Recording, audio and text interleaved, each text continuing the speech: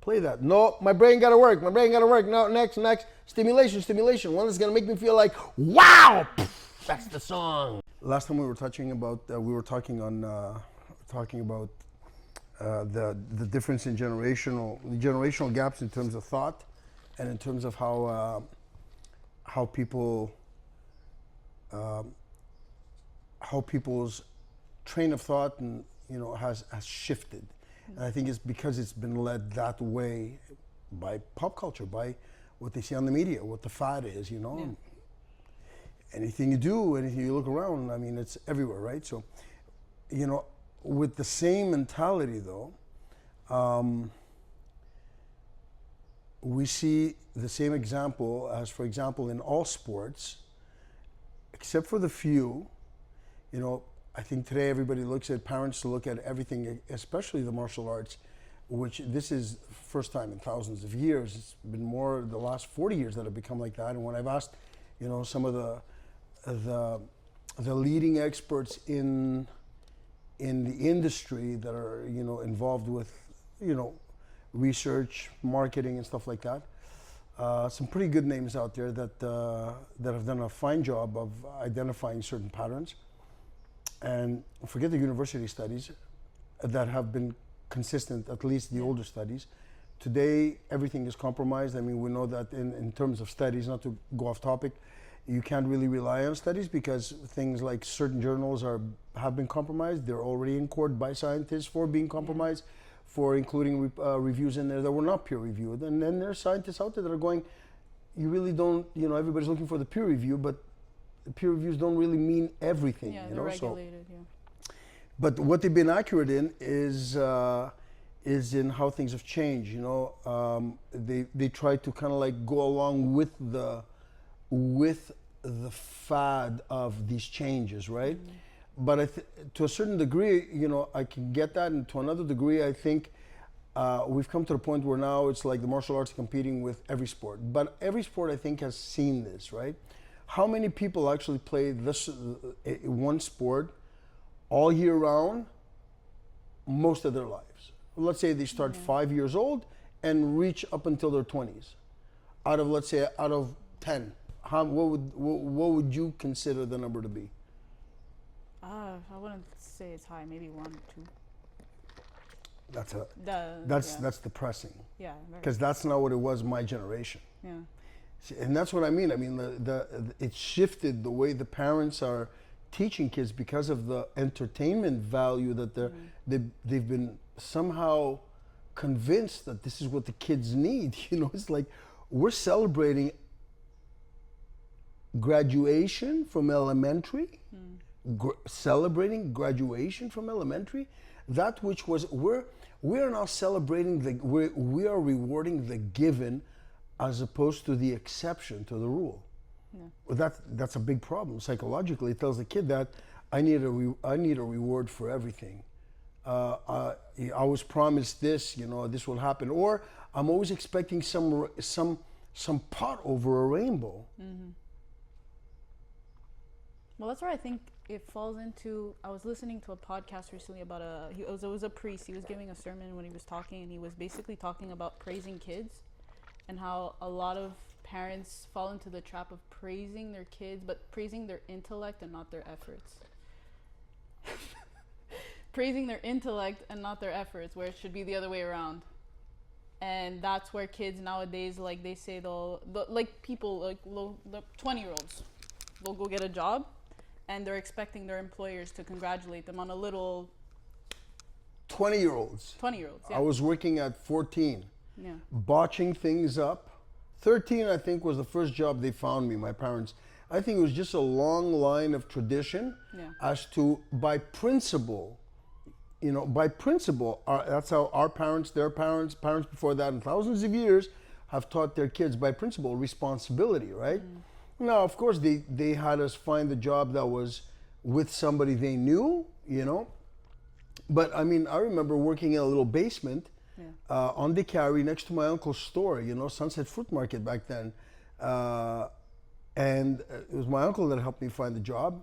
The guy was this slob little Greek that had this little hot dog place, burger place, you know, half me selling. It was a cheap form of dépanneur type style, you know, variety store. It was like, but you know, there was businesses around the area that knew him very well, so he would deliver. So this guy he was by himself. He had a kid that I think did the delivery once in a while, and then he hired me for the summer. I don't know if I lasted a summer. I don't remember that far back, but I do remember, you know, like he would fall asleep on the chair. He'd tell me, okay, this is how you cook a hamburger. This is how you do toast. And orders are coming in left. He's taking the orders, go habrige, you know, toast, hot dog, habrige. And I'm learning on the spot, stressed out, you know, but learning on the spot. This is what it is.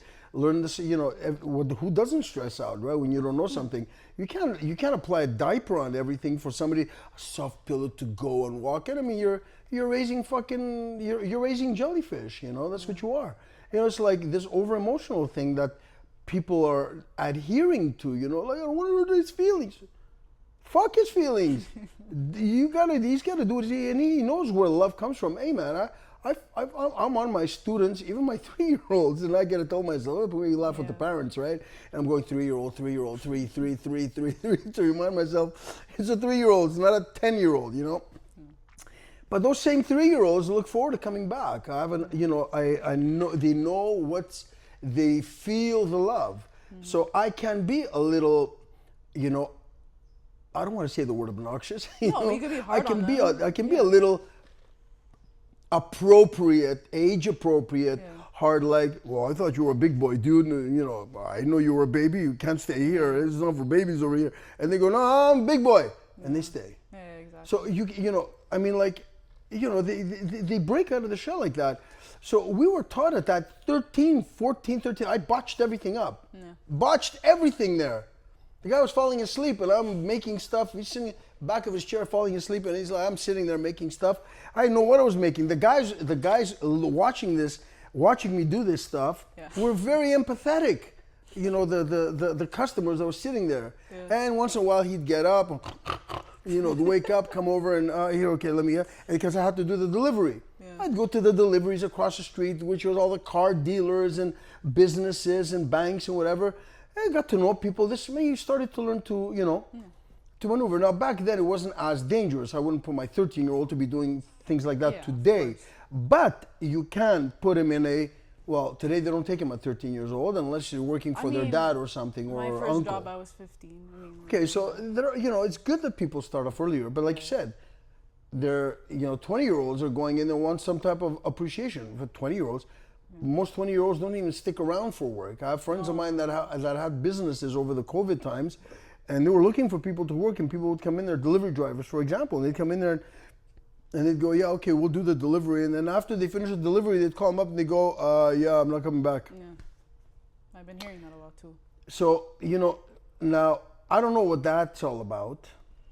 And obviously, there's a problem there because there's no respect or consideration for the person that's giving you the job. So right there, we have a problem. But now you're talking about kids, from kids. You're raising kids now without allowing them to, without placing some responsibility on them from an early age appropriately, right?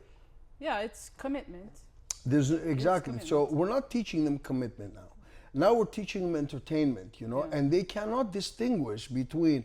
And you know, I spend a lot of my time over here trying to help them, including the parents, to be able to distinguish between what is entertainment, what is discipline, what is growth. What does growth mean? Not physical growth only, the natural growth, but growth that teaches you how to grow as a person, you know, how to begin to define yourself, mold yourself. And you define yourself by how you mold yourself, right, and what you do.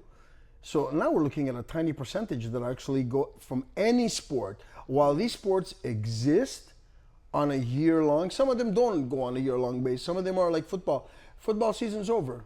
There was no such thing as and hockey season was over. It still is. And soccer season's over to a certain degree at a smaller age. So we're talking now, I stand corrected, at a smaller age. Yeah. They're over. Now, and that's what I said last time when I mentioned that only after a certain age does any one of these sports take prevalence, Yeah. and they start becoming a full-time thing. Full-time meaning that it still ends the soccer at a certain season, but you have off-season now. You are training kind of off-season, no? Yeah, I mean, again. At 13 years old, are you doing soccer all year round? Yeah, I was. At least Okay, I was. you're playing what? I was doing double A. Okay, double A. So what's the time frame in double A? So double A, it's basically the season starts, we'll say mid-April. That will be the summer season up until October, and then it's like boom. You're November. You're preparing for the winter season. So there's really no off season. So October. So then November, you're indoors. Yeah. Okay, so you're talking now at what age? As young as I think 10 years old, double A. That's what I was doing. Even 8, 9. And then because then 13, 14 you're doing triple A. It's not that far apart. So at least for me it's like I had to manage my Yeah, schooling. because that's when you're starting to get into the bigger leagues. Yeah, and you're also That's in high right, yeah. school and some people like I was doing 2 soccer teams. Well, I remember when I was playing baseball, it was a summer sport. We finished. Hockey, it was back then, my time. Now it's like all year round. I don't know if hockey's all year round. I don't know. I wouldn't know. I don't know whether they have an off or whatever. I haven't kept up with that. But because these sports have become more organized and more serious in terms of, trying to get people on board, they've expanded themselves. I think all of them have expanded into the winter programs too. So they do basketball, football. And there's a couple of kids here that do basketball all year round, but they're on the competitive. They're trying to get into the competitive team. And now those are the few kids again. Yeah. Those are the very few kids. And again, we're looking at, but then you look behind these kids and you see there's parents. They're not pushy parents. They're just trying to drive the point across to them that you gotta commit to it. You're not gonna sit there and pretend that you're doing this. You like doing this? Go ahead and do this. And continue doing this. There's no backing out unless something horribly goes wrong. But there's no backing out. They give the right motivation, to a certain extent, the right motivation, so long as the kid really likes it, And then they push them. Now, there's the other side also. You can say, well, kids that really don't like sports in general, I think those are the kids you got to push the most. Yeah, those are the kids because they'll do anything that they're not physical. They're not physical because that's their nature they're oversensitive. They don't want to sweat. They don't want to do physical things, which is even more detrimental for them because, no oxygen, physical, any exercise allows the brain to breathe better. Oxygen circulate through your body, blood run, more cleaner, more efficient. Muscles are working, the entire system is functioning at an optimum pace. Hence, you can think better. You can think clear. You can sleep better. Especially if you're eating right. So everything comes into play. But now you're looking at a tiny percentage that are actually going through the years now of any sport, hockey, soccer, whatever, martial arts, and this is where we distinguish and want to distinguish with people, with parents, the difference between the entertainment, having fun, and discipline. And I say to people at 4, 5, 6, 7, 8, 9, even 10 years old, most sports, although, and I coached hockey when I was the Mag 1, 2, and 3, when my kids were young, because I played hockey also too. And as much as you want to put the discipline in there, people, that overzealousness in a team sport where you're trying to get them to configure themselves with others is a little harder. It's fun in the beginning. So it's very hard to kind of like say, no, that's where you belong. Go over there. Johnny, go back to your, that's about fun. It's a fun sport.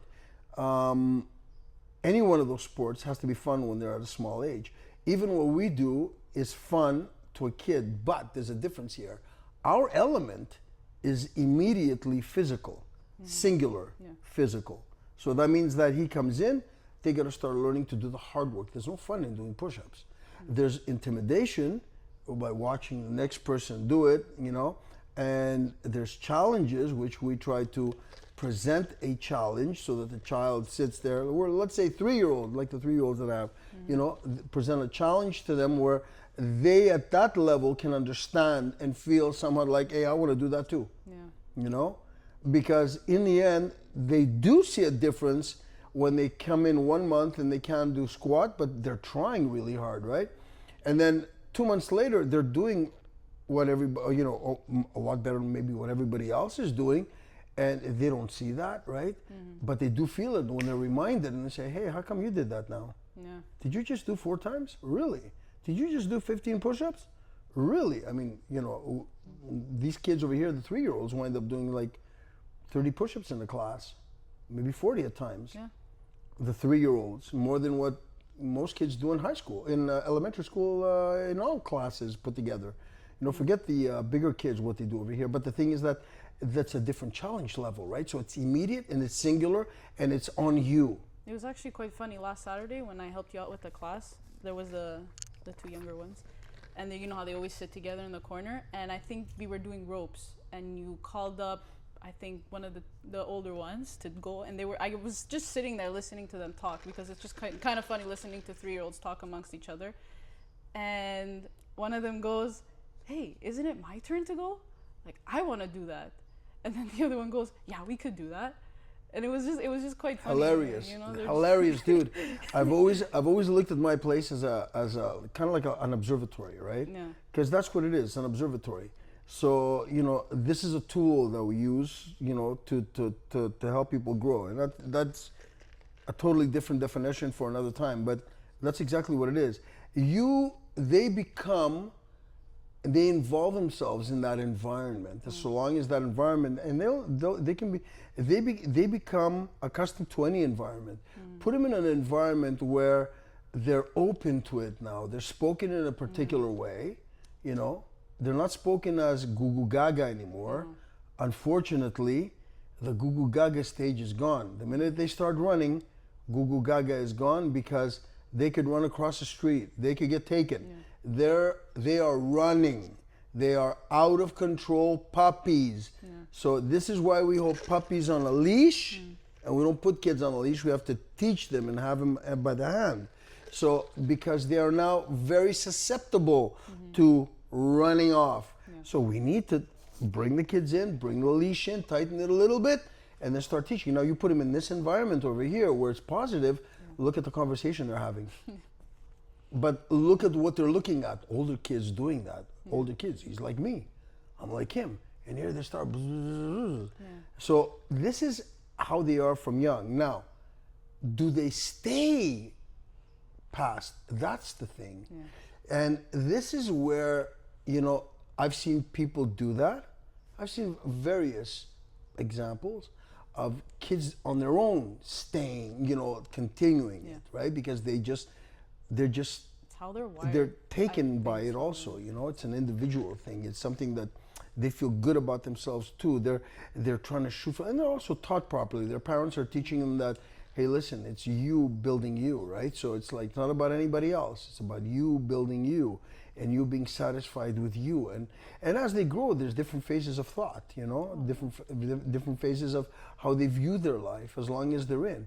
Because in the process of whatever sport, you're going to go through boredom, monotony, meaning repetitiveness, redundant training. That's the majority of it. And then the constant application of that repetitive training. And this is where parents now come into play. You don't force a child. You don't sit and go, are you bored? You don't like it anymore, honey? No, well, most parents are sitting back going, give me a break if he doesn't go anymore.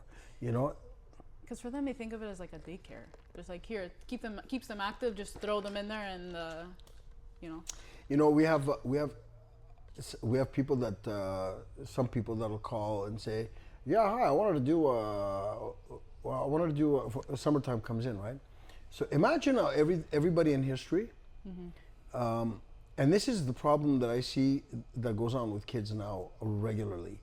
And it's being exacerbated even more. The parents are directly responsible for this and indirectly. And they don't know it most of the time. Because June 24th comes around the corner and hey, all responsibility goes to shit.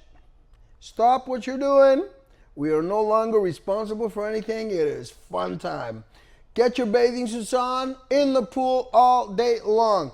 Don't worry about the bully. Don't worry about your emotional problems. Don't worry about your stress.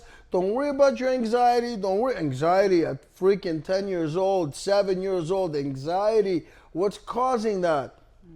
Don't worry about this. Don't worry about that. We'll address it when September comes. As if that problem has gone away. We never saw that. We never experienced that. I mean, all therapists and all life education points to consistency.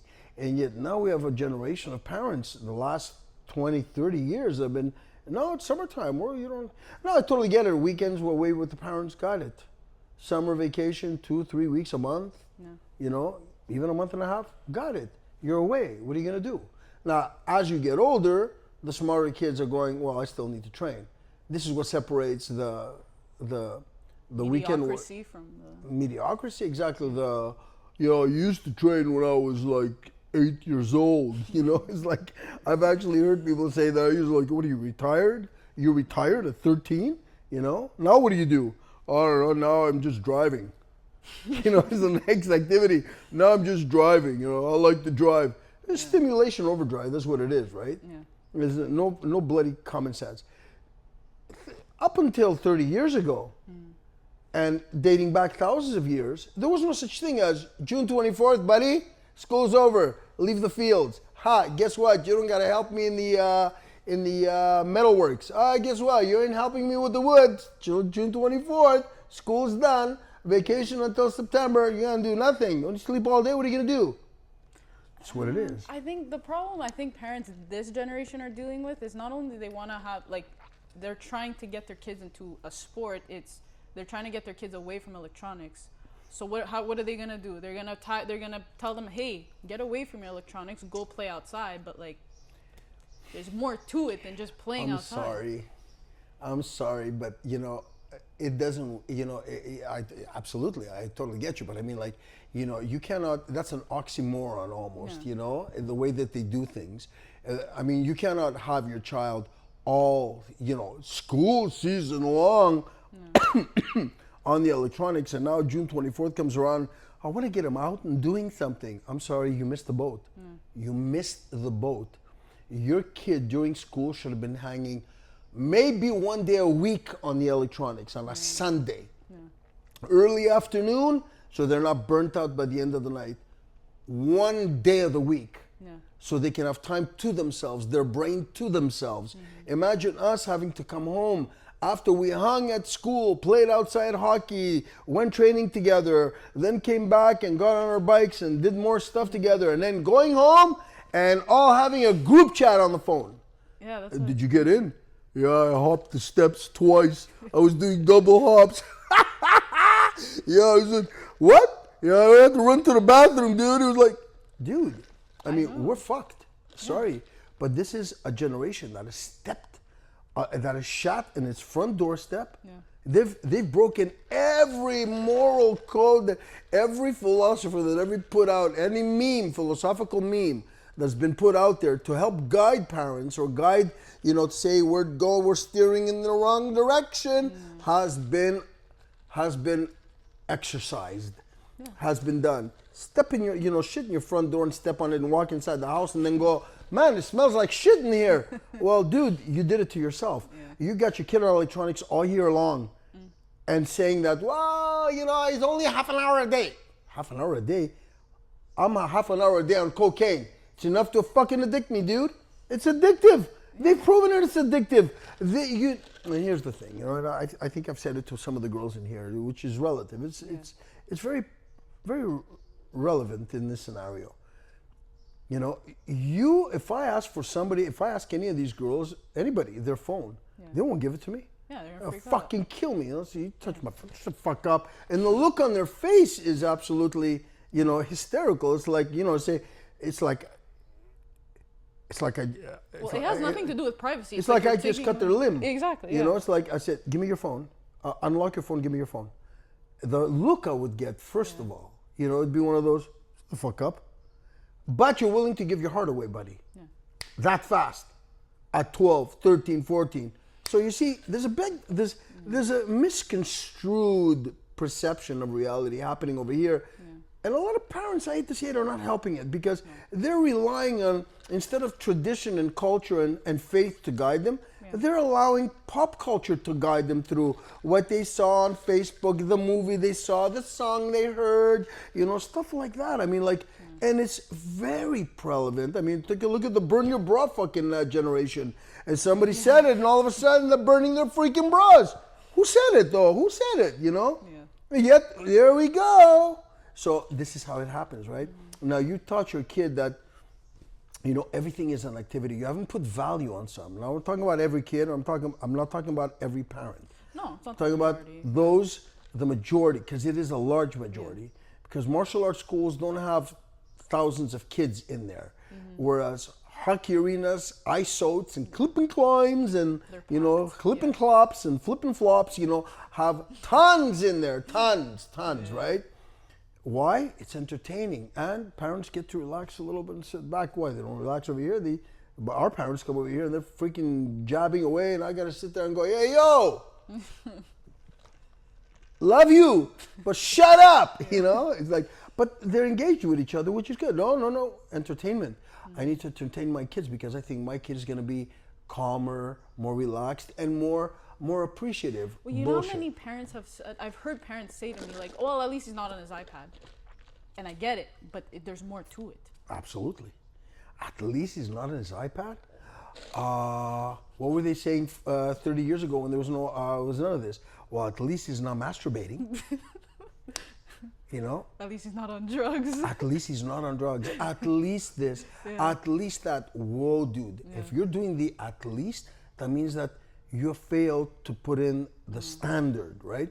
So back 30, 40 years ago, our parents, when they came here, our first generation, there was no such, they did put us in day camps, but they put us in day camps with people that they knew, with schools that for example, we had a day camp with the Greek school, right? So we did go to day camp. Our teachers were not, they took us here, took us there, but our teachers were strict, back then.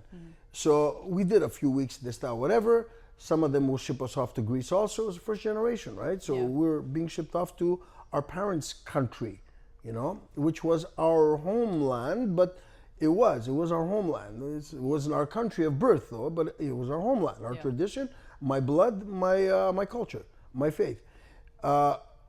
Sometimes we were able to go to Greece for 2 months, 2.5 months. Sometimes we weren't, right? But while we were here, as we grew a little bit, we were given options. 13 years old, you're gonna go to work, buddy. You're gonna go get work. And even while we were in school, a little part-time job. You're gonna go to work. You're gonna do this. You're gonna go help here. You're gonna go do.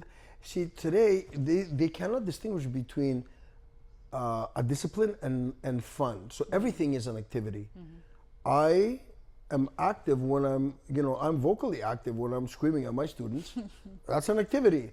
I walk, you get up, go to the bathroom, that's an activity. I mean, define activity, right?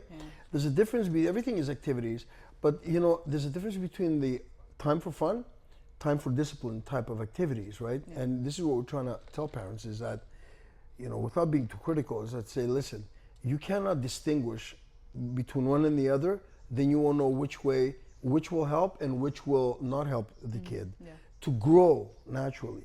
Now we're looking at kids, June 24th come around the corner and everything stops. Everything that is based on responsibility, on duty, on order, on routine stops. Why? Because even the mothers sit there and go, the mothers mostly, it's not the fathers, the mothers mostly sit there and go, summer's coming around, just kind of cool, chill at the pool, this, that, have the kids come over, have their come over, every day, this and that. Okay, dude, I got it, it's summer. But again, they should be playing outside, yes, but they should not stop their routine. This is what gets them going. It makes it easier for them when they do go back to school. Then there's the ones that are problematic. And today I see more of that than the tougher kids, than the normal, strong, more emotionally stronger kids, mentally more resilient kids, There's less of those and more of the unstable Do you see that more now? Like Absolutely. than like when you first started, let's say, opened at the school? I see that more now than when I was my time. Yeah. You know, in the last, I see that more now than my kids' time, because my kids' time had to deal with people like me, who had to deal with people like my parents and thousands of generations before that. Yeah. We still had a standard of what was acceptable and what order was and what I expected from my kids. Yeah. A lot of love, but a lot of tough love. You know, so they knew they had to do stuff. They would do it. I mean, I would play with my kids, but they knew. You know, weekend would come around the corner, I'd have a couple of hours with them on the PlayStation, even back then. Yeah.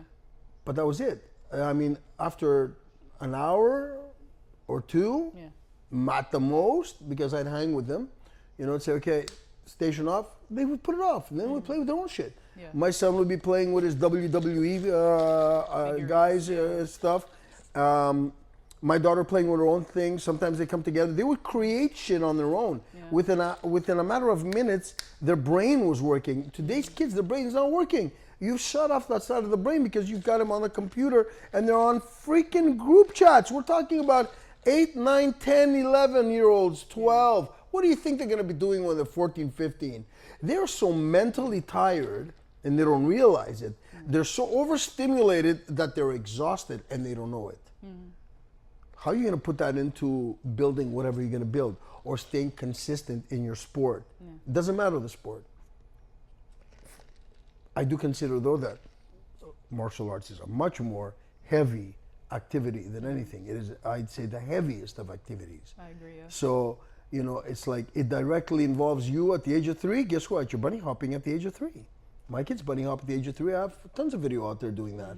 And they're challenging each other. They're exhausting each other, and yet they're challenging each other, but they're not looking at the exhaustion level. You know what they're looking at? I'm going to beat you. Yeah, exactly. I'm going to beat you. Yeah, we see that all the time. So, but you know, you're giving him another incentive, a totally different stimulus, which is healthy, which also guides him in a direction that says, I want to get stronger. This is growth. This is how it is. So they're building their expectations higher. You're not the one that's building their expectations. You're not convincing them of anything, except for the parents that are actually training with them.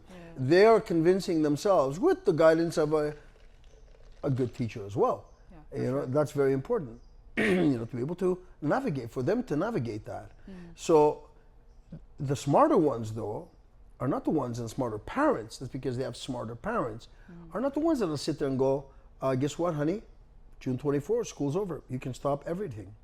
Or you can continue breathing, blinking, farting, shitting, pissing, sleeping, you know, and now you can add the extracurricular strictly. Enjoying, spending your time on the television all day long, on the PlayStation all day long, on your iPad all day long, on your group chats all day long, and maybe a little bit of soccer outside here and there as extracurricular. That's the extracurricular. The ones that have the problems, though, they run away from it and they go, okay, we're off from school, you don't have to deal with that anymore, now you're going to relax. Instead of thinking the other way, of saying, I need to get you to be able to fix that. How do I fix that? You know? Some parents, they realize it and they address the issue. Other parents that are stuck in the activity phase don't get that. And they kind of like, along with their kid, teach the kid to hide from whatever the problem was. Now we have a break from the problem. We don't have a break from the problem. The problem life doesn't end and it continues. Well, it ties in with school too, because I find, at least for me, because I was in sports my whole life, I was more mentally focused. I wasn't distracted by many things. And now you hear parents nowadays saying kids have cell phones at 8, 9, 10 years old. They're disrupting the class and they're calling teachers names, like vulgar names. And it's like, that's coming from somewhere, right? It's insane. You know, if people say, no, it's not because of that. Oh, yes, it is. There's sociologists that have actually, you know, that you don't need to be a sociologist to see it. All you need to do is just, you know, anybody old enough to go back and look at the various years, the 60s, 70s, 80s, and examine what kind of music was in there, what kind of videos were in there, what kind of movies were in there, what were they teaching in school, and then just go forward and watch how things changed because they introduced certain things into society through music, through the movies, look, in the 90s, everybody wanted to be a gangster rapper. Why? Because gangster rap was the number one thing. White guys want to walk around with gold teeth and big gold over here. And I saw my son at one point, speaking the language too. At one point, I thought I was going to throw him out of the car driving to Toronto, at 120 kilometers an hour. Yeah. I was looking for the eject button. It's like, oh no, I ain't got Diddy in my car. Yeah. It'd be regular music, any kind of music, but none of that, I'm going to fuck you up, kill you, and shoot you, and fucking blah, blah, blah, blah, music. Eject, button. I don't mean the CD, I mean the seat. Yeah, exactly. So do tell me none of that. Everything is because of that. Yeah. And this is the same reason I've seen parents over the last 20, 30, 40, 30 years fallen into the same pattern where now they look at everything as non-valid, nothing of value. Yeah. It's all transient. Well, that comes from something bigger. And we all know what it is. It's traditional values, and now it's just turned into modernity, and we're straying away from our culture and our religion. And well, that's exactly. So they're, and it is exactly that. They're trying to kill the traditional values, and we heard it today on the news. Head of the RSMP going, traditional values is extremism. We know that narrative. We know that agenda. We know the script where it comes from. Yeah. You're talking about traditional values, meaning good people, raising good kids, having more kids, teaching them their faith, that this is extremism. But no, Satanism is not extremism. Absolutely not. Satanism is a good thing. We're all going to go to hell together in a handbasket. This is absolute nutcase. They want to normalize madness. And that's part of another bigger agenda. It's great for another conversation, but parents have allowed themselves to fall into that and say, hold on, because that's what it is. Where do you rely on your information? If it's Facebook, you're in trouble. If it's any social media program or a magazine, you're in trouble. Because different magazines will give you different, now all magazines will give you the same, because it's the same narrative, right? They're owned by the same people. So where are you getting your information from? Why don't you ask the parent or the person whose kid started at young and is still doing it in his 20s, and will introduce it to their kid. Maybe not that their kid might not go for that sport, but it'll go for another sport. They'll introduce it to, let's say, to that. So, they'll carry it on. It'll be passed on. It's innate in them to pass it on now. So why don't you ask them and figure out what happened? This is why they say I'd like to distinguish between regular sports and martial arts, because martial arts attacks the issues and the problems of the insecurity, the fear. It attacks it. Yeah. No sport does that. No other sport does that. I'm sorry. And no insult to any sport, but no sport does that. Or else you'd see tons of hockey players and football players. Don't tell me the one guy who left the NHL to go serve in Iraq for his country. The exception to the rule is an exception to the rule. Well, look, I did both, and I could say that martial arts does that, whereas let's say soccer does not. So, because we address the self and the very inner workings of the self immediately, we address those problems. Now, mind you, none of us are light switches where, we started doing martial arts, click, insecurity gone, this gone, that inner problem gone, that inner problem gone. No. It's a process. And the older you become, the more you can understand that process a little better, but you've also acquired an accumulated amount of patterns and behaviors that you've been used to, habitual, that you've been, these habits that have been created and patterns that are hard to break as you go on, but it can be addressed more. It can, if there's consistency. Yeah.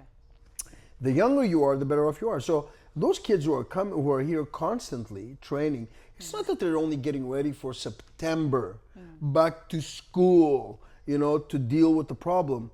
No, they're being consistent. They're actually growing in a manner that allows them to have order in their lives and know that I didn't stop in order to acquire this. This is what generations have been doing for thousands of years. Nobody stopped the farming in June for a 2-month vacation. Nobody stopped woodworking. Nobody stopped carpentry. Nobody stopped metalworks. And nobody stopped anything anything. Yeah. Whereas now you have kids for 2.5 months. We used to wander the streets. We'd ever wander the streets time, but most of it was focused on either a sport, summer sport, or the training. And daytime we play, yes, we would. Our parents were working. Some of us would be in camp, other times we wouldn't be in camp. You know, we'd have babysitters or whatever, or some of us sent to Greece.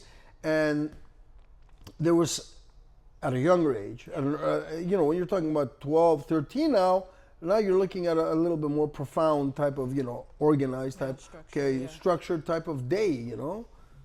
But this is not today. Today it's free for all. So how do you want that kid who is nervous, anxious, extremely nervous, extremely anxious, panicked, very fearful, very emotional, who had problems with other people, problems of communicating? There's a lot of kids that are like that today. How do you want them to meet that problem that never left, because it's here? There's no delusion about it. It was in him when he finished school. It will be there when he goes back to school. There's nothing in that time period that has addressed that issue for him to help him subside or deal with it. Nothing. It's just a Band-Aid effect of let's forget it for the next 2.5 months. That's why there's a lot of kids that are suicidal. And you see that more and more. I don't think you heard Devastating. much about suicide back when you were in school. No, because we were forced the old-fashioned way. Like I said, if I could find that thesis that this Irish guy did, which I read about years ago, I think I kept it in one of my computers and probably just scrapped that computer or something. I was not exactly the most organized guy, right? So, but I did read the thesis. It was like, I don't remember how many hundreds of pages it was done, but he covered everything from history to why kids should be allowed to duke it out in school. Okay. And he covered everything: physiological, psychological, emotional, you know, the need for people to stand their ground, to own their space, to have others respect their space, the history behind it, and it was fantastic. And that's not what this New World Order wants. They want people submissive. They don't want men out there taking, you know, leadership roles. They want people submissive, and they want men to be submissive. This is why you have a mom-run, you know, generation. This is why you have kids that are excessively boys, extremely sensitive, and girls extremely aggressive. It's a mom-run world, especially from those that, even the married ones. The divorced ones were even worse because they were just using the kids as a weapon against the husbands. So the dads were never around, not because they didn't want to be around. There's a few of those, but they weren't. It wasn't the majority. It's because they just were not allowed because moms were using, and there's testimony out there that's insane from people that I know that are credible to, you know, things that couldn't believe their moms did just to keep their dads away, type of thing. Well, was the father in there? So the mom's running the show now, except for the few whose dad was a complete deadbeat. That's a different story. We're not talking about those. Those are minority. Those are the majority. You know, no dad in the picture. How's this kid gonna get the masculine side? This is the reason why God made us man and women, so we can have both the effect. Exactly. Both kids, girl and boy, get equal shares of what from their mom and what from their dad. And it's different. It's not the feminine side of me or the masculine side of me. Bullshit. That's absolute fucking garbage. You know, it's that mom gave a different form of love. Dad gave a different form of love in his own way. They understood that psychologically, not the feminine side of me or the masculine side of me. No, this is how dad portrayed it, and this is how mom gave it. They both knew where it's coming from, because if the kids over here did not feel the love coming from me, they will not stick around here for years. Especially the 3-year-olds. Yeah, you could tell when a 3-year-old likes you or doesn't like you. It's pretty obvious. It's all animals and kids. If they don't like you, you're in trouble. That means something is afoul. You know? So this is, you know, for kids to sit back, for parents to sit back there and go and forget that now it's the summertime. I just want to chill with my kids, have them up until 2, you know. Yeah, but you send them away to summer camp. Well, I got to work. Totally get that. But summer camp is not going to fix them. It's not going to fix their problem. Neither is the team sport. This is why, because we deal with it and because we've seen it so many years, those kids that stuck it out through the summer and continued, they never skipped a beat. They never lost that mental attitude of continuum, a daily practice, daily practice, daily practice. You teach that for business, but they don't teach it for for developing self-confidence, right? Some kind of confidence. So if you don't have that, if you just stop it in its tracks, what you're doing is like taking a building that you built, that you started building and then you stopped it.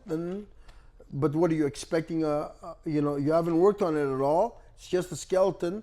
And 5 months later, people that want to move into it, you're going to sell them a skeleton building? It's a skeleton. You didn't continue building the building. It's not habitable. You can't. So this is the same thing. The kids that are constantly working on it over here, and in any martial arts school or any boxing that didn't take the summer off because school finished, those kids never skipped a beat in their emotional, psychological, physical growth. They continued. In any sport, they put soccer, hockey, baseball, whatever. They put consistency. They grew understanding that there's a myriad of things that transpire along the way. Boredom, frustration, self-anger. I screwed up. I messed up. I'm not even sure if I'm even good at it. These things that come along, and yet you bypass them. You learn to bypass them. You have good coaches or good teachers, and you learn to bypass these as long as there's no skip to the beat. It's consistency of having to deal with those and maturing by understanding them and dealing with them and then going further. Those kids, you see them when they're in their 20s like yourself and other guys from over here that still play hockey at a high level. John, who took off and went to Croatia. Anthony, who still plays junior double A or double or triple A. Both of them are at a high level in hockey. They're grounded, content. They have something to look back for, and they train here full time. And they have, like yourself, they have something to look back at, and reflect in their life and go, wow, I'm enjoying my journey. It's a building of character. It's not an activity. An activity is only something that you do in passing. Pass your time. That's why I have some people that call me over here and say, yeah, I want to get my kid to come in there for a couple of months. He really can't do anything more because he's got a knitting contest that he's got to do the rest of the year because he's in knitting. But I'm just using knitting so I don't use any other sport and say, hey, that's my kid. So, but just maybe for a month or two, we don't do a month or two. It's not worth it to bring him in for a month or two. Okay, then here's my question. As a teacher now, you have kids that come in, right? They come in pretty consistently, but you could tell, I could see it when I'm helping you out. Like, some of them are just unmotivated. They're just doing it because their parents have them in there. How do you keep a kid to stay consistent like that? Like, I know I did as a kid because that's what kept me going. Like, I enjoyed it. But for the kid that's like, the parent that's trying to keep his kid in a sport, but then the kid himself doesn't want to really stay in it because he'd rather be home, playing video games. How, like... That's a biggie, man. I wouldn't even know where to start. There's a lot of factors that are involved in that. Most of the time, it's parents. There's nature and there's nurture. Okay? And this is a mixture of everything. I do appreciate what C.S. Lewis had said in his book, Mere Christianity, because psychology has been, defined and ripped apart and, put back together again as far as human behavior is concerned. If you consider taking everything from back thousands of years ago, including scriptures, we understand how we function. Now, if you're trying to normalize madness, you need a different psychology for that, like they're trying to do today, right? So you're trying to convince people of the unnatural. Well, of course, psychology has a big way. That's manipulative psychology, So he did say psychology has already defined what we are. You don't need more than what we are. We just need to be reminded. So this problem doesn't start at the 9, 10-year-old level, 7, 8. It's already started from young. And this is where I say, although but some kids are naturally like that, more aggressive, and then there's the parents that are more passive, and then they start running the parents. It's a kid-run family as opposed to an adult-run family. Those are one of the type of kids that are aggressively not gonna happen here. Okay. They won't stick around. Yeah. Why? Because they know they can manipulate their parents. They might be in here for a little while, and then they're gonna go back home and beat their parents verbally senseless until their parents give in, because the parents have no backbone, and then you lost them. You have no control past that point in here. You only have a certain amount of control based on how the parents have taught their kids. We're here to, now, don't look at the Spartans were absolutely amazing in the fact that kids were given at 7 years old, like it or not, buddy. Cry, but they weren't taught to be pussies. The boys, I'm sorry. Moms were tough moms. Weren't like, oh honey, did you feel that? How does it feel? Shut the fuck up. How does it feel? Smack him in the fucking head, kick him in the butt, and tell him go back outside and deal with it. What the fuck is that? How does it feel? And this is the shit that goes on, man. It's like totally it's the gentle parenting. Gentle parenting. Anyway, so yeah. And this is the reason why a lot of those kids will come in, because they're not happy with anything. You know what they're happy with? Candy store. Candy store activities. Not too much of anything that is too serious. Not too much of anything that's going to make me actually sit there and focus. I don't want to be focused. Those kids are already, a lot of them have been hyperstimulated. They've been taught to be hyperstimulated. This activity, that activity, this. And anything that has to deal with discomfort is now not alien to them only. It's already alien. It is offensive. It's hurtful. This is a discomfort. But then there's also the other kids that are, what are they apprehensive about, Are they aloof? Meaning, there's kids that are aloof that, like I said, not every kid is identical, like naive, right? You mean? Naive? Naive? Yeah. No, aloof, like, head everywhere, unfocused. Just not focused, looking around, looking here, looking there, looking here.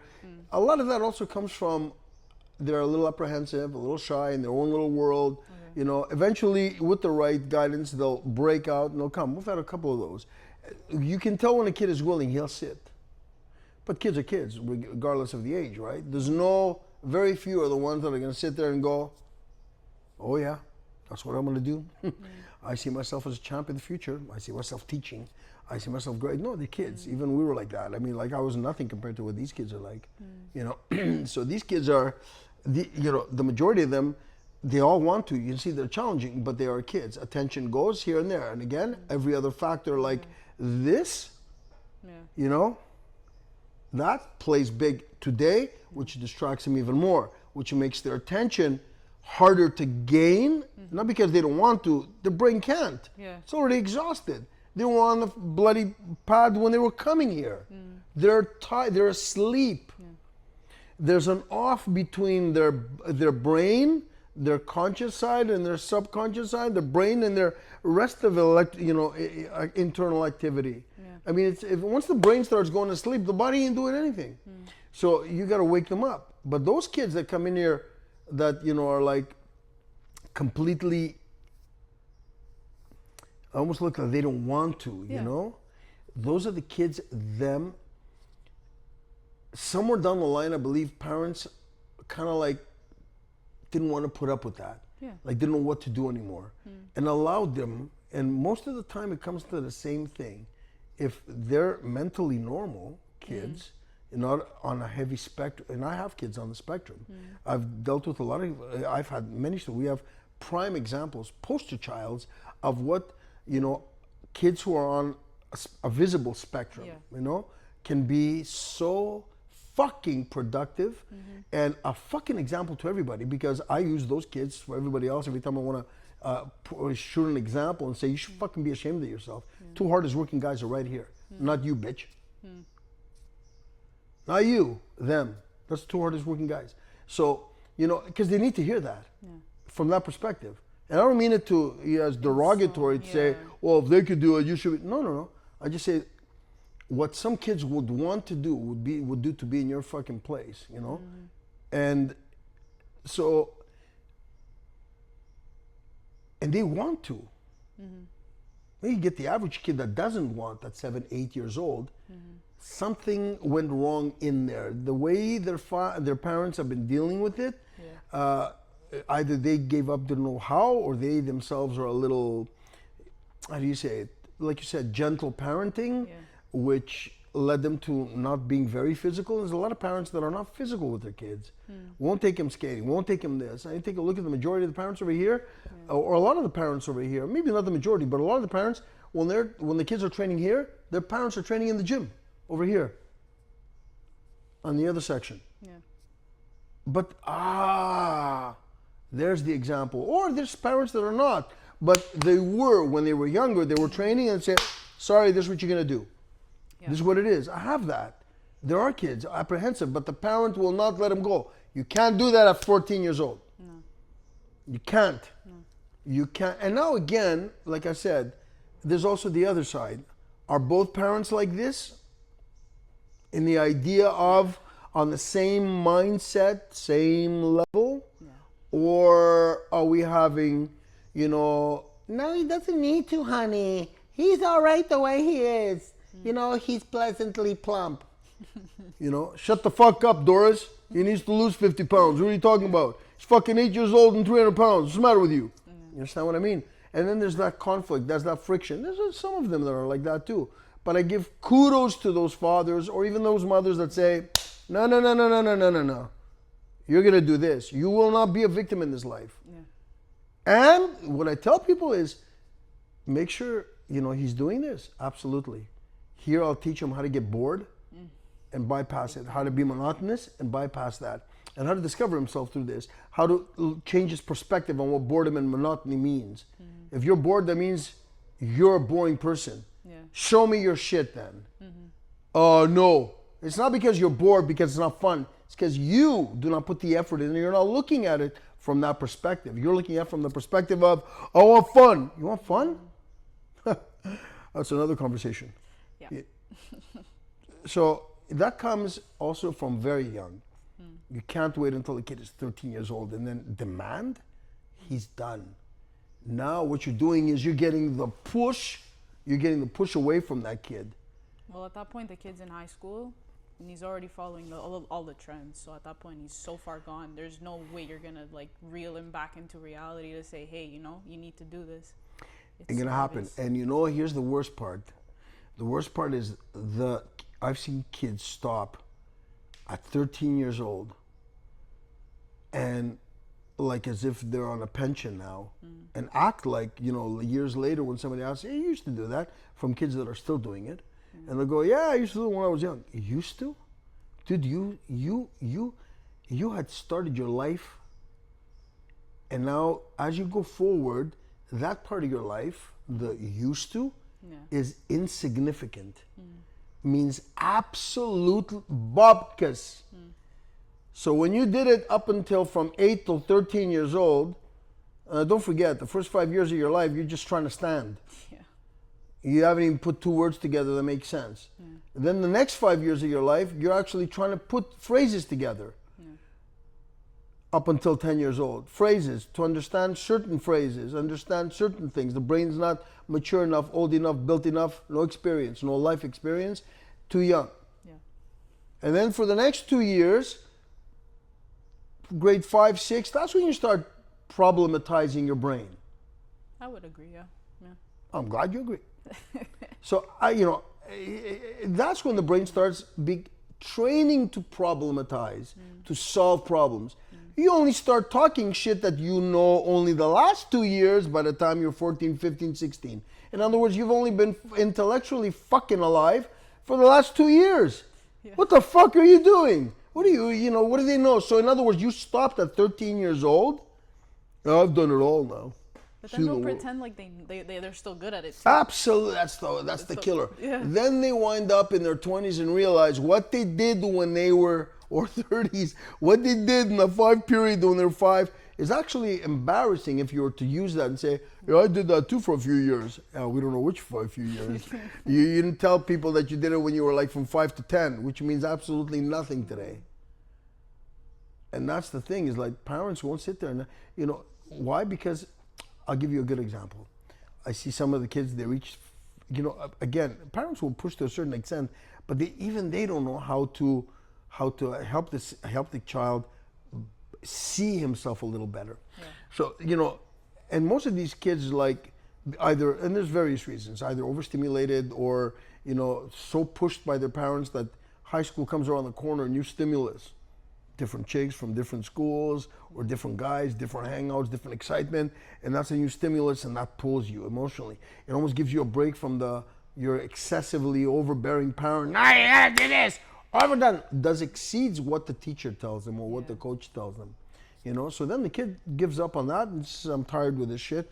I want a new stimulus." Could be cigarettes, could be smoking, could be, you know, smoking in the boys' room. You know, every other song that every other song that was made about that.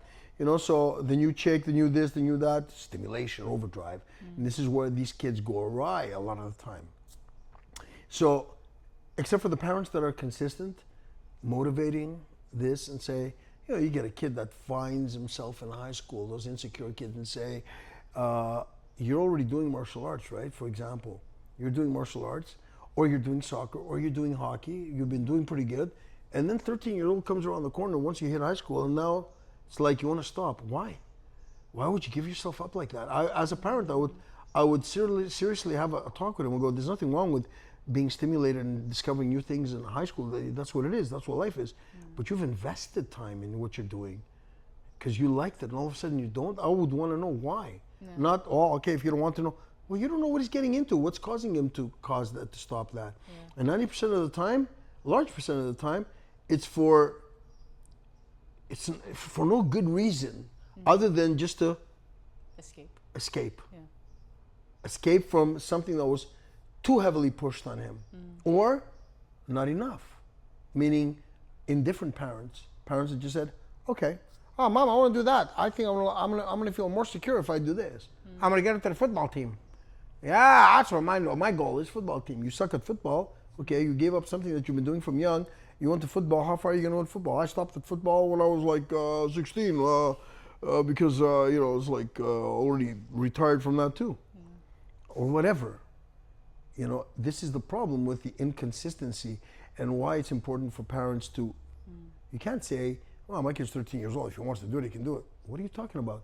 In this age today, what else is he going to replace it with? What else? Usually it's not very good things. School, everybody goes to school. That's a given. Yeah. What are you gonna, there's no exception to the rule. It's a given. But other than that, work, that should be a given too.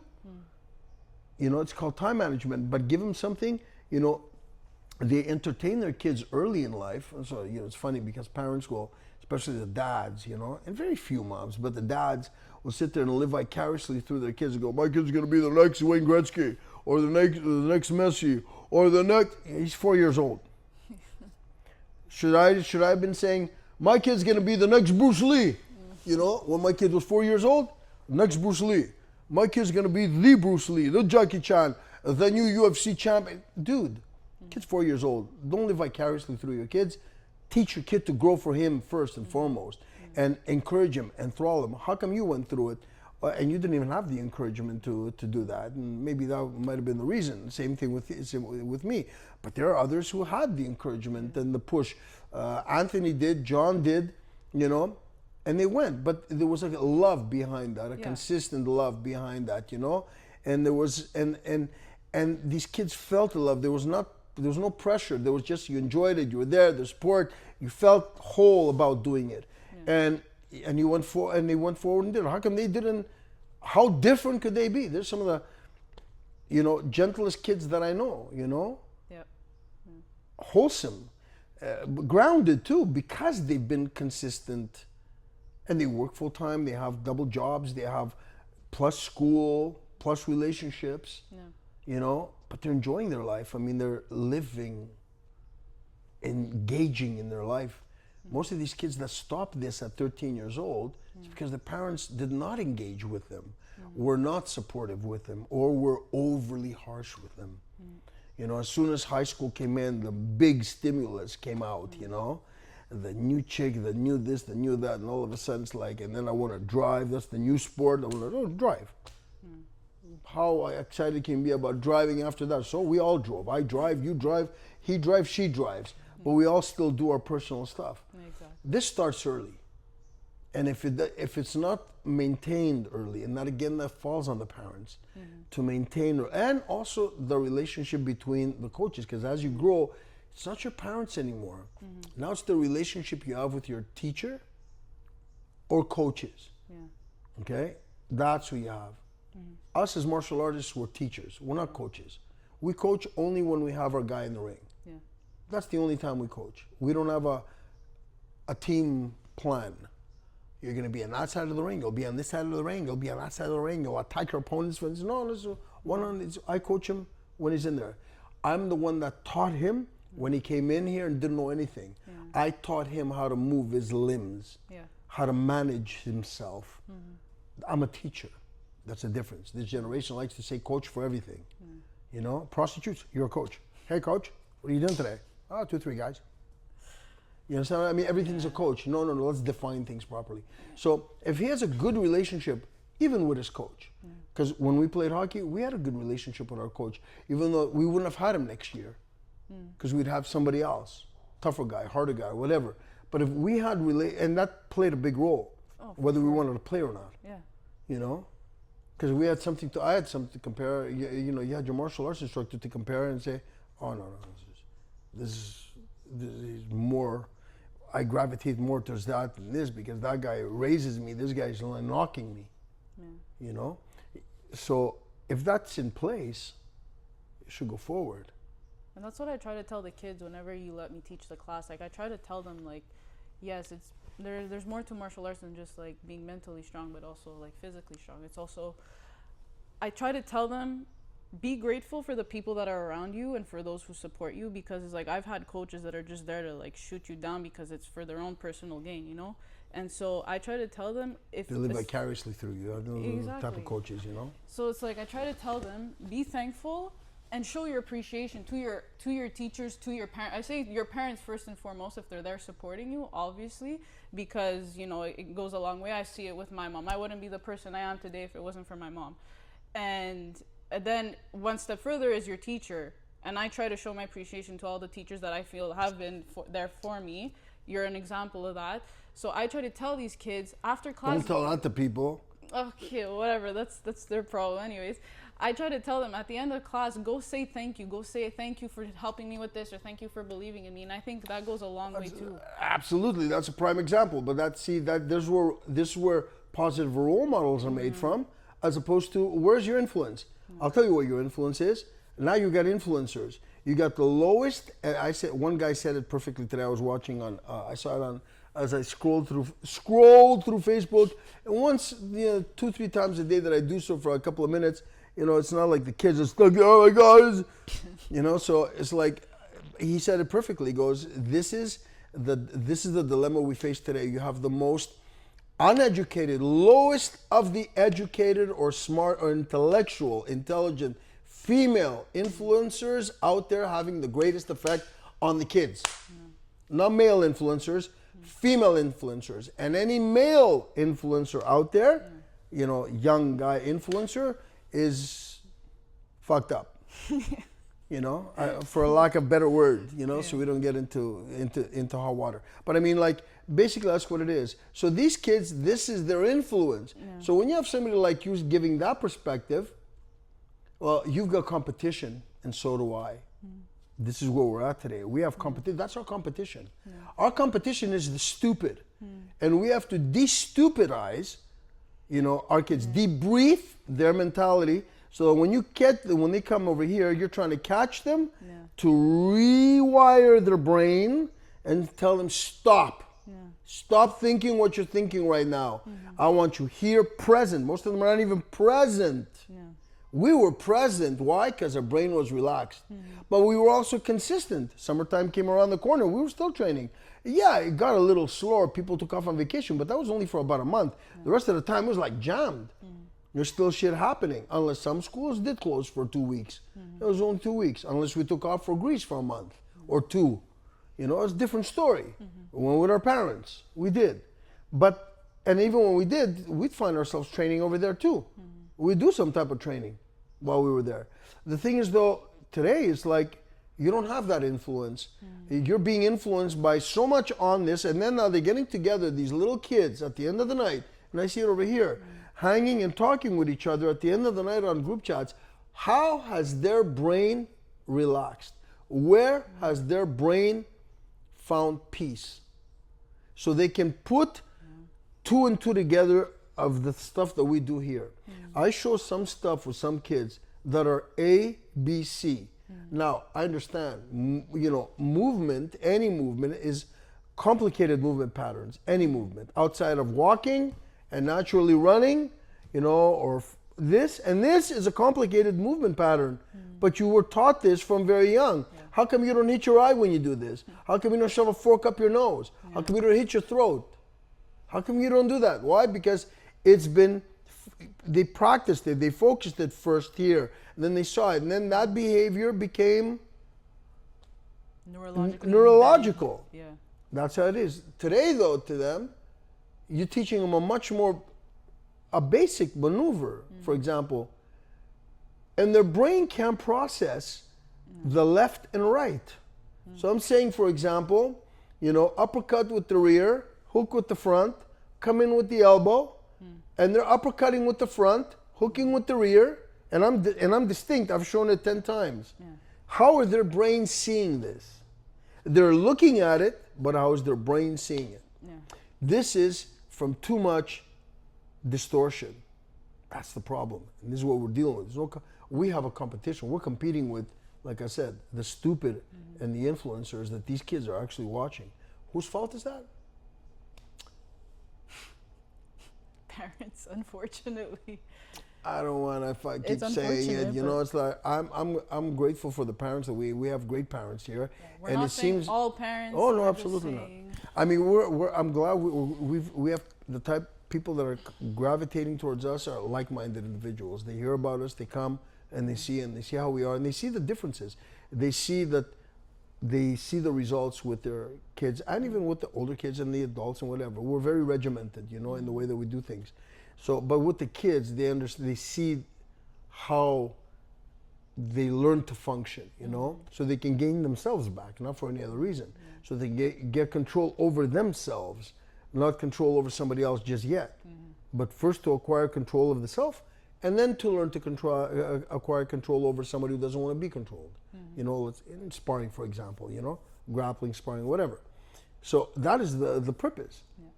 But it's hard to do that when, you know, you've got massive competition coming from kids who have been allowed from very young to start watching shit like that, that obviously affects them.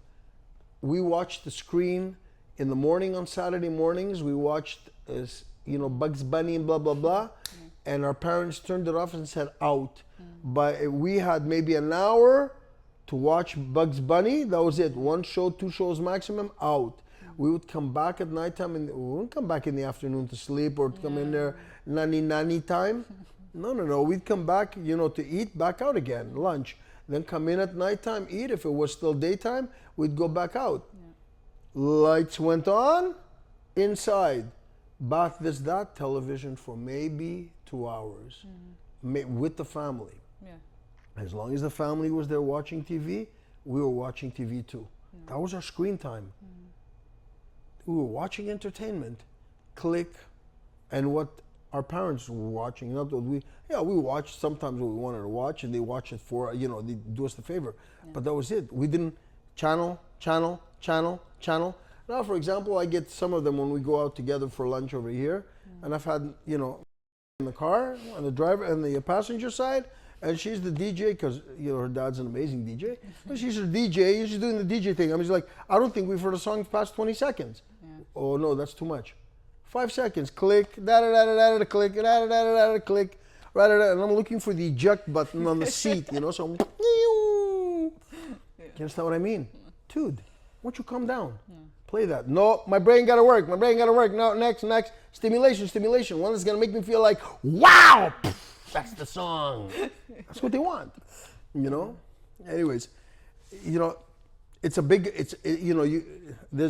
topic. There, we can be forever on it because it touches on so many different, you know, areas and the damages it does to kids later, you know, as they grow and how it affects them as young adults and then as adults, you know, and what it plays in role that we'll probably touch on another time. But I mean, this is the problem we're facing today, and this is where, you know, we're at, is back to school, you know, shit that shouldn't even be an issue. It should be like, you know, I have a problem with my child, I need to address this, and there must be a consistency. You know, there's no such thing as the brain taking a break. No such thing. Character development starts and it keeps going on and on and on. Whether mom or dad, you like it or not, or in the mood or not, or want to hang around at Cubato's pool, you know, or, you know, whatever, you can get that time too. But there must be placed precedence, you know, on kids' growth over kids' entertainment. Precedence. That's where the problem is today. There's no distinction. Everything with these modern parents is a constant entertainment. Next. So they're scrolling through the entertainment activities like they scroll through Facebook. That's a big problem. They don't see it. Denial. Nah, it's not, they're active. No, wait. You cannot determine your child's behavior by today, what you see, but by the consistent patterns of everydayness, and see how he is when he's 14, 15, 19, 20, when he's emotionally unstable, mentally unstable, fear factor up to the roof. Most kids, especially the men, come over here with their heads down. Our time, they had to slap our heads down because we were so high up. We look like Mitsotakis today. Well, big fucking beak, you know, Mr. Bean. You know, so this is what we look like. You know, our heads up. Our teachers literally had to slap us down, especially as little Greeks. You know, cocky, arrogant at 14. 14 years old, we were already fucking, you know, in street gangs fighting back in my generation. And martial arts was the boom. Everybody was in a martial arts school. So it's not like you had YouTubers, you know. No, you had guys actually training. And it didn't matter whether it was, you know, effective technique. Everybody was strong and everybody moved and everybody did hard stuff. So we'll leave it at that for now because we're gonna get in trouble as we keep going, you know. So I'll wrap it up. Anybody want any, you know, feel free to put your comments in there. You agree, you don't agree, you know. Questions, be more than happy to accommodate, and we'll pick up next time with another topic, another less morbid topic. So this is the Spartan Roundtable with Aris. Vas. And we'll see you guys next time. Cheers.